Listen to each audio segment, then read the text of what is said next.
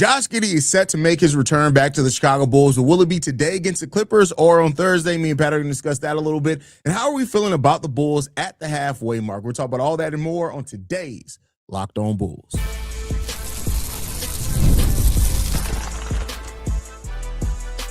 You are Locked On Bulls, your daily Chicago Bulls podcast. Part of the Locked On Podcast Network, your team every day. Thank you for tuning in to Locked On Bulls, member of the Locked On Podcast Network, where it's your team every single day. That's Pat, the designer, host, and creator of the Windy City Breeze and host of the Chicago Bears podcast over at ESPN 1000. I'm Haize, host and creator of Chicago Bulls Central and Chicago Bears Central YouTube pages and podcasts. Today's episode is brought to you by FanDuel. Before tip-off, check the FanDuel app and see what's dropping during NBA Happy Hour every Friday from 6 to 7:30 p.m. Eastern. Pat, man, we are halfway through this season for the Chicago Bulls. It's been such a crazy season. We've missed 8 rotational players at different times that have missed more than 3 games. I think we only have 1 or 2 players that have played over 30 games so far this season. We're at the halfway mark. But with that said, Pat, Josh Giddey went down. He was assigned to the Windy City Bulls. He did 1 practice down there. He immediately got called back up. They upgraded him from doubtful to questionable for today. But his return window is officially opened up. It's either going to be today or it's going to be Thursday for Josh Giddey to make a return to the court. How you feeling? Listen, it's good to get Giddey back. He's having a really good season. Hopefully he's able to return to that form pretty quickly.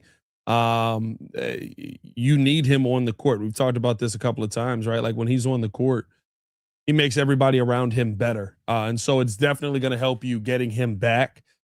Seeing how the Bulls have competed over the last couple of games, I guess you feel, maybe if you add Josh Giddey into that mix, you're going to start to find some answers.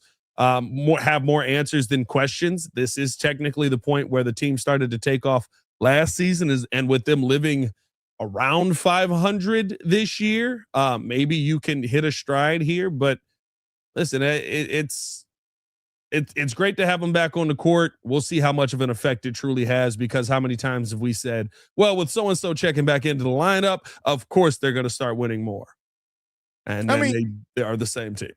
Well, we're 3 games above 500 with Josh Giddey on the roster. So if we're talking about any player being that, hopefully Josh Giddey is going to be that, with him averaging almost a triple-double on the season. And he is what the offense is built around. So oh yeah. So no, I get what you're absolutely right. We said that a lot this season, but hopefully, Josh wait till Zach Collins is back. They still suck. Well, no, when Zach Collins when we were fully healthy, we went 5-2 this season. So the proof is still in the pudding.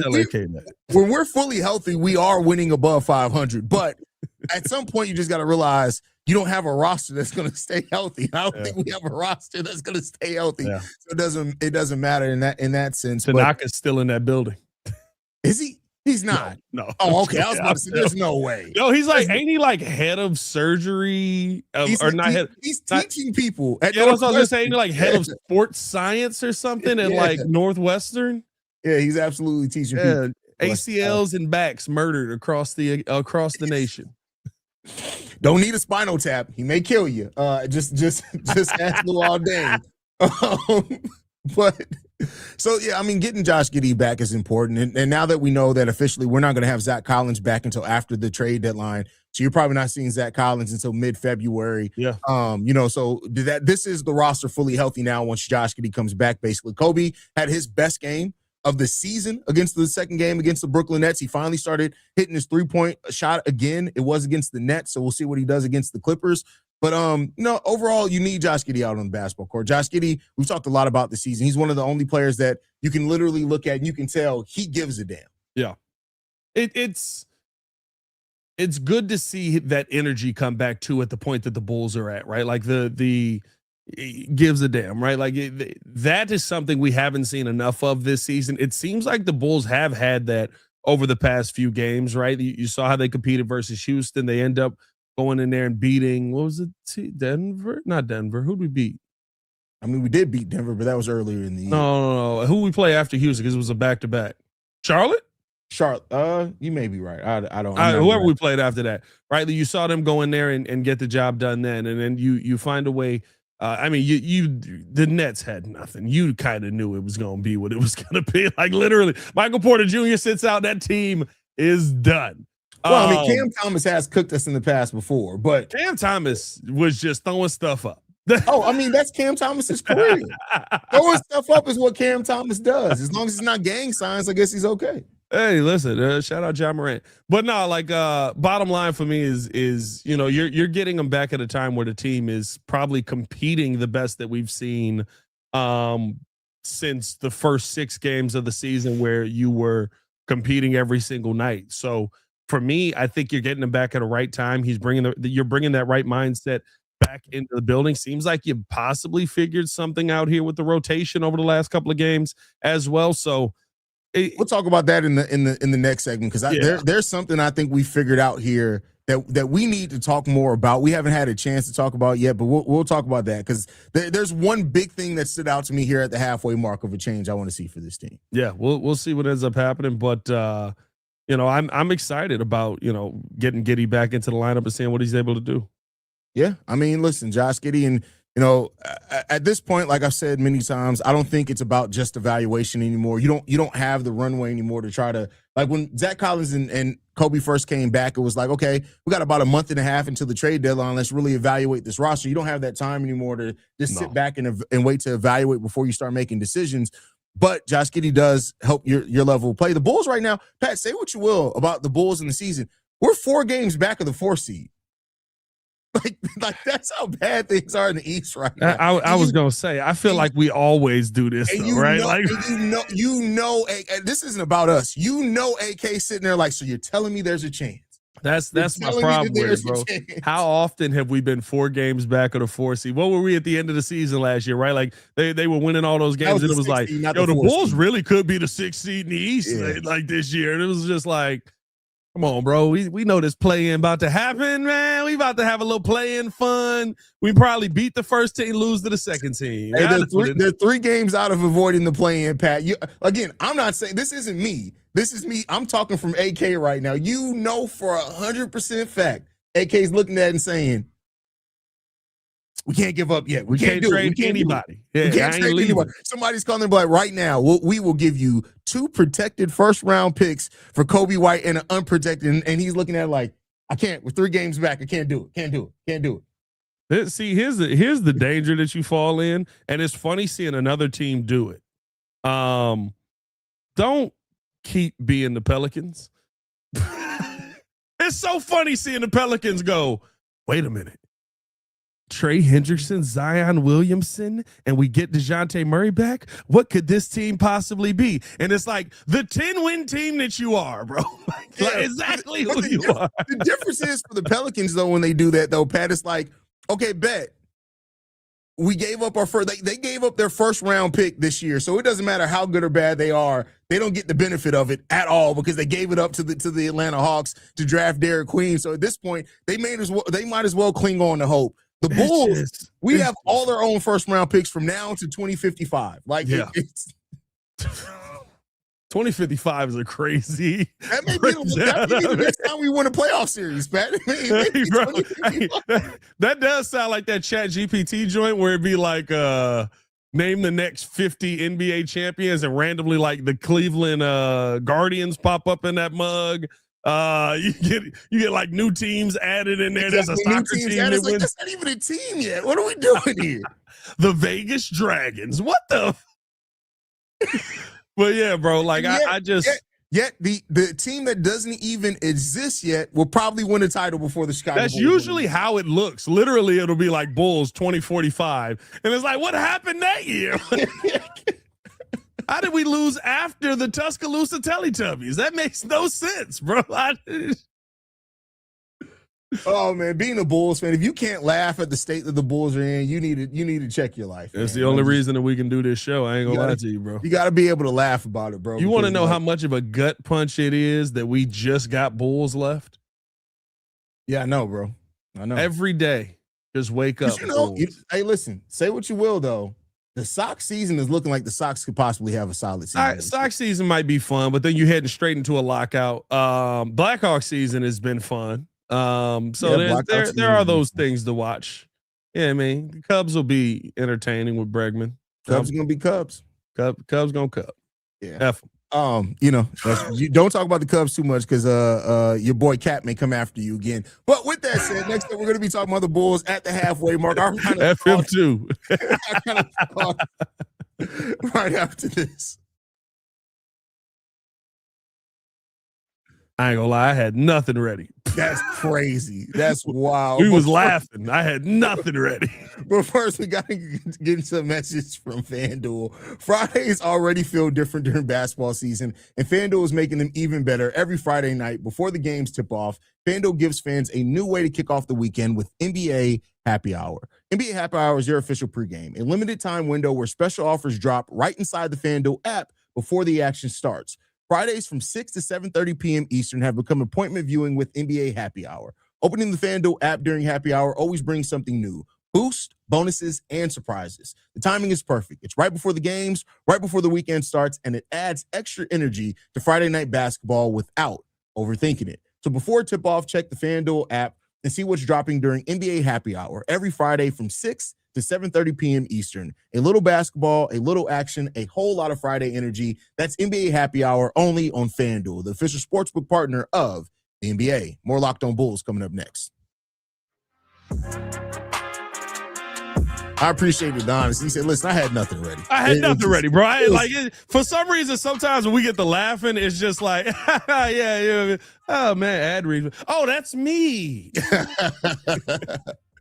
No worries, Pat. But Bulls are at the halfway mark. I said, I alluded to a little bit in the first segment, but I'm going to turn it over to you first on this one. How are you feeling about the Bulls at the halfway mark? What anything that stands out, anything you want changes? Kind of your overall prevailing thought right now. We're exactly who we've been with different names, and not really that many different names. It's a lot of different names. I mean, if you talk about 2 years ago, it's almost a whole new roster. I guess so, but I don't know if that's great because that probably means it's more in your philosophy why you're here than it is in the players. No, that's exactly what it means. No. Don't say probably, Pat. That's exactly what they mean. I mean, you're in the exact same spot that you've been in previous years. And I feel like we did this topic, and it should be. No, we had this conversation on the phone. That's what that was. Did we? Did we have this conversation on the phone? Okay. We talked about this on Thursday when we were talking on the phone. That might be true. Yeah, I mean, like it's the team who they are, and yes, there's different names here. Yes, there's different players here. Yes, there's different skill sets here, but you're 20-22 at the halfway point. I believe last year you were 19-23. I think the year before that you were 21-21. Like, you have proven to be this team that is going to live in mediocre until something changes. And at this point, like, that change has to be organizationally. Like, this is who you are organizationally right now. A just at or below 500 team. Yeah, and I mean, and I was thinking about this, Pat, when I was getting the topics together, is that how long has it been that we're like, hey, can the Bulls get to 500? You know how low it is of a bar to say, can we just get to 500 and stay there? Like, that's what this Bulls team has done for us. It's made the bar being, hey, if we can get to 500, man, that's an improvement for this team. We're talking about a team that let's even take away the MJ era and the Derrick Rose era. Let's just look at when it was just Luol Deng, Kirk Hinrich, and Ben Gordon. That team was consistently 43, 44, 45 wins. That without a star. And here we are at this point now, over a decade later, and we're just saying, can we just get to 500? That's what this team has done to the fans. I think we're more so saying, can we not be the 9th seed? That's another thing too. Can we not be in the play-in? Like, that's the biggest thing for me. It's like, with this young core, especially like you said, it's different names. It would be year one technically of this young core having a full season with all the injuries together. If you could be sitting where Philly is sitting right now, you would feel like, hey, you know what? Not bad. Not going to win a championship, but you're clearly moving in the right direction. There's just been too much up and down. And now the reality of this is, if you have a second half of the season like you had last season, which is possible, you're going to be sitting at about 45, 46 wins probably to finish the season. That would be a great second half run. That would mean that we're having a different conversation about this team at the end of the year. You're probably talking about this team being a playoff level team. But is that the kind of world that you want to live in, where you've still got a ton of questions, where you're holding on to pieces that maybe can get you to the 5th seed in the East, which again, like, that would be impressive for this Bulls team and where they have been.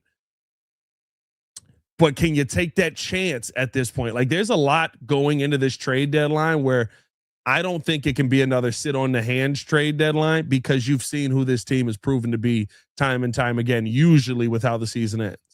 You just gave me something to think about. I honestly hadn't even given this thought in my brain because of how things have gone. Let's say we can, because for example, like the Clippers were playing today, they're 13-7 in their last 20. Let's say the Bulls go on some stretch like that and honestly do finish the season at the 6th seed or wherever that puts us outside the play-in. Does that change your thought process on what needs to happen with this roster this offseason? No, he sucks. Like, we can be honest about it, right? The Pistons and the Celtics. That's it. Like, that's it. It's like, let's not get it twisted. It would be good to see. It would be fun to experience. It would be impressive to see with young faces. The East sucks. Philly. I mean, you're in the conference you're in, though, Pat. Like, I mean, no, honestly, 100%. Like, you can but to me, it's like, with health, are you having a different conversation on where the East is at? Or with, like, I don't want this year to be the definition of what the future of this thing is going to be, because most of these teams' plan is to change pieces around and add pieces to get better. Philly, we know, is going to make changes next season. I think Orlando's probably primed to make some changes next season. The Raptors, Pat, they gave up 4 first-round picks to take a step back. Yeah, it's crazy. It's absolutely insane, bro. I just remember seeing that. You'd be like, did Desmond Bane just get traded for 4 first round? Like, we were sitting there, bro, just in disbelief, bro. We like, did Desmond Bane go for less draft capital than Luka? That's still insane. That's crazy, bro. I think here's what I'll say. Now, I've watched enough Raptors basketball to say this. I don't think the Raptors are very good. I think they are the product of what the East is. Okay. I can get with that. I think as the East continues and adds and teams, you're going to see the Knicks go for it a little bit more probably next year, try and add some pieces in to change some things up. You're going to see, right, like the Heat are probably getting back into the mix, conversations with Giannis and stuff like that, right? Like, I think the Raptors are the team that this year you go, oh, look at that. They're having a great season. And then I watch Raptors basketball and I'm like, this you know who the Raptors good. could be this season? And I'm not trying to crap on Raptors fans. I'm just saying that this is a possibility. No, we can crap Raptors on very well. The Raptors very well could be the 2021-22 Bulls. Yeah. Meaning that the record tells you a lot. They get destroyed in the playoffs, and then the following season when people are like, oh, they're going to take a step from where they were last year, it's like, oh no, this is a wake-up call. No, yeah, no, 100%. Like, I think that is exactly what it would be like if the Bulls went on a run in the second half. I would still be like, let's have fun. Let's enjoy it. Let's go into playoffs. Let's find a way to win as many games as possible. Do not be fooled by this, though, unless you're going to make serious improvements to this team. This will not maintain. And I think where the Raptors are at, you got your team, RJ, BI, Scotty Barnes, right? Like, reportedly, they are looking to trade. What is it? RJ and Quickly is the 2 players that are willing to trade at this trade deadline. So we'll see. But I want to. I know we don't have much time left in this segment. The thought that I had, Pat, and tell me how you feel about this, is that Jalen Smith needs to continue being the starting power forward. When you look at what he's done as a starter, we are offensively better 8 points per 100 possessions when he's on the court, and we're giving up 4 points less defensively when he's on the court. I think that when you see the rim protection and the rim defensive analytics, when Modest and Jalen are the 3 and the 4, it's glaring, Pat. Like, it's night and day. Like, and you add Josh Giddey back into that, who can create better for Jalen and for Modest for that much in the fast break. I doubt Billy Donovan's going to do it, but when Josh Giddey comes back, I would love to see the starting lineup be Giddey, Kobe, Modest, Jalen, Vooch. I mean, I would rather prefer Zach Collins than Vooch in there, but Zach Collins is injured. Yeah. But I think Jalen has played well enough to me where he's shown value on offense and defense more than Okoro. I want him in the starting lineup over Isaac Okoro. I would rather see him in the starting lineup. I think what it becomes is how do you stagger minutes to make sure that you're still maintaining a big in other lineups, or is that bring up Lachlan Albrecht, which I wouldn't be opposed to coming off of the bench, let him play that role of the bench backup big. But no, like no more P. Will a small ball 5 though. I think we all. That's matter of fact, just no more P. Will. No more P. Will. Just don't play him. It's okay. Bro, the $18 million is going to get spent regardless. Just don't play him. Remember, I think it was year 2 or 3 of P. Will, and we were doing the show, and I said, "Yo, I feel like P. Will is Otto Porter Jr."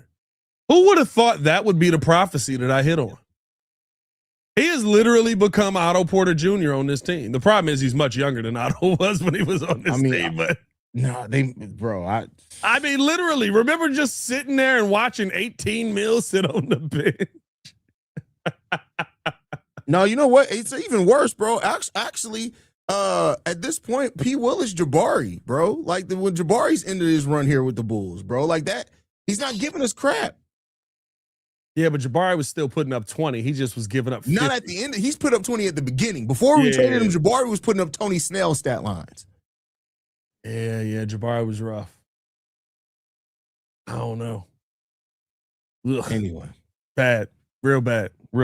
Hey, man, we appreciate y'all for tuning in. Showing love as always. Hit the like button, subscribe to the page, leave a 5-star review. Y'all know what to do. We got to get into this final topic, talking about the Bulls possibly making an interesting trade here that honestly kind of fits into the conversation that we were just having about Jalen Smith remaining in the starting lineup. We'll talk about that and more coming up next.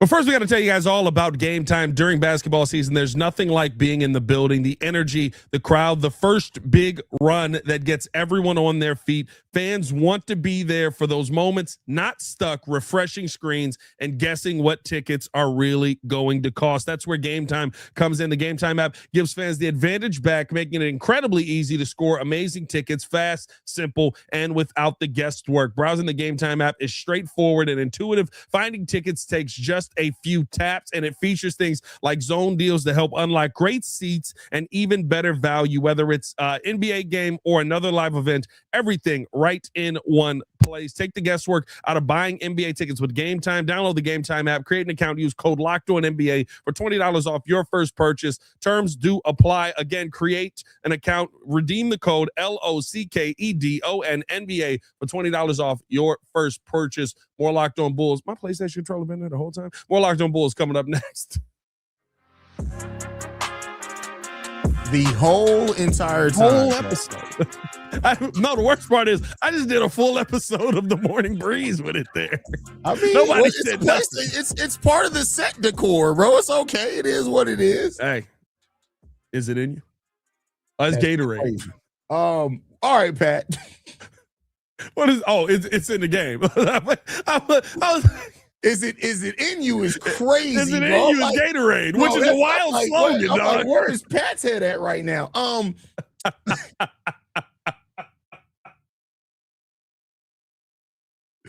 That was nuts.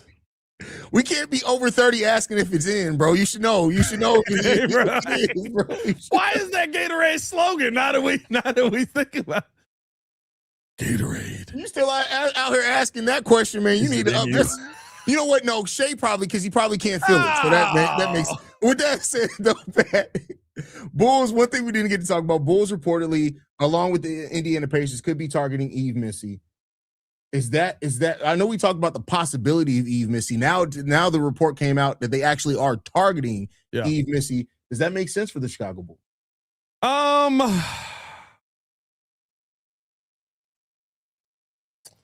He's playing less this year. He is. And that's part of the rise of Derek Queen. Yes. I'm not mad at it, but that can't, unless you feel like he's going to come here with Josh Giddey and take this massive step in the right direction of great offensive piece. I think you could maintain with some of the bigs that you have on your team and hopefully go get one next season in the draft. Mm-hmm. That's my only thing with Yves Missi. He's fine, but I'm not like what am I giving up for Yves Missi? Well, the report is that the Portland pick is basically what is reported that you give up for Yves Missi, and I'm not necessarily mad at that because the way I look I at don't it is like, hate it. because Portland's pick, we get it if they don't make the playoffs, it means it's going to be 15 or less, right? Which Yves Missi was drafted 21st overall. So I look at it and saying like you're basically just cashing it in early because it does seem like we're going to get that pick between now and 2028. They're going to make the playoffs between now and 2028. So if you can get Yves Missi for the Portland pick, I don't hate it. And the reason why I don't hate it is this, Pat. At bare minimum, we know he can be a solid backup center. So let's say that he doesn't stop you from getting your center of the future. He can play with Jalen Smith. He can probably play a little bit with Zach Collins. If you lose Zach Collins this offseason, or Zach Collins, keep in mind, because Yves Missi's only in the second year of his rookie scale deal. So it's a very cost-controlled contract. Yeah. I'm not saying he's as good as Zach Collins necessarily, but if you find your starting center of the future, you let Zach Collins walk, because let's say Zach Collins wants 10, 12 million per year. Instead, you can pay Yves Missi his 2.2 million. I don't necessarily hate that deal for now or for the future. I think that I just don't see a world in which it's a huge loss for the Bulls if they give up the Portland pick for Yves Missi. I don't. Listen, you're getting a player that I think is valuable as far as pick and roll. I think he's valuable. He's definitely valuable as far as a defender. I think he's 1.5 blocks a game. In 18 minutes, Pat. Yeah, so like, gives you that rim protect. I mean, he was 1.5 blocks a game last year too, in 30 just about. So I don't know if that goes to like 2.5 blocks a game, but like I think you get the rim protection. Here's the thing: it would be a move where I would go, cool. Yeah, it's like, all right, it would be it's a smart move. It doesn't change a whole lot for you, but it's a smart move. It would literally be, remember we got Zach Collins, we were like, oh, that's nice. Yeah. It'd be like that. It literally would be trading for Zach Collins or trading for Trey Jones. It was just like, oh, that's nice. Like everybody else was like, oh, well, that's all you got for that. Yeah, it's nice. That's cool. Yeah, I wouldn't be out on it. I think that here's the one thing that you can definitively say. He gives you an answer to something you don't have right now. So for that reason, it's worth it if it just costs you the Portland pick. Now, if I'm not mistaken, though, we'd either have to cut somebody or trade somebody in that because I think all our roster spots are locked up. Well, so we created a disabled player exception for Noah Essengate, which means we can sign a player without having to cut somebody. Okay, but I don't know if that also goes. I don't think that works for trade, though. Yeah. So I think we would still have to move on from somebody. So who is that? Is that your Julian Phillips or is that your? It's probably Javon Carter. Yeah, this is last year's deal. Yes, and he got his money. Yeah. That's the craziest contract ever. He guaranteed him that money. Hey, that's our worst take. My Milwaukee friends will never let me forget that either. They were like, you were in on Javon Carter. I was like, I was, bro. I didn't think he was going to be phenomenal, but I was like, all I need him to do is shoot and run point. Well, that's the thing. What we needed him to do at that time where the team is come in, shoot, and play solid defense at the point guard position. He did not. And he did not. He did not. He said, yeah, we know we know you only need me to do two things that I did in Milwaukee, but I ain't got that for you here in Chicago. Yeah, I got nothing for you. Portillo's took away the defense. I don't know what to tell you. But we'll see what ends up happening. I wouldn't be out on Yves Missi. I don't care if we're in on Yves Missi. Yeah, I mean that's honestly the bottom line. This is what it is. It is what it is, move. But anything left, Pat, before we get up out of here? Nah, man. That's the bottom line. Hit that like button, subscribe to the page. And that's the bottom line. Y'all know what to do. Cause Stone Pat said so. Stone Pat is crazy. Y'all stay safe out there. Follow me on everything at Pat the Designer. Follow us both on everything at Locked On Bulls. Appreciate y'all for tuning in and showing love. Absolutely. You guys can follow me at CEO Haize. Locked On Bulls is free and available on every podcasting app and platform of your choice, as well as YouTube, the Odyssey app, Amazon Fire TV, Roku TV, basic Fubo TV, basically anywhere you want us, you can get us. We'll catch you guys bright and early tomorrow morning, y'all. Peace. Somebody said, "Is it in you?" It's not on my bingo card this morning. I mean, I hope it's not on anybody's bingo card. Well, I mean, odds are.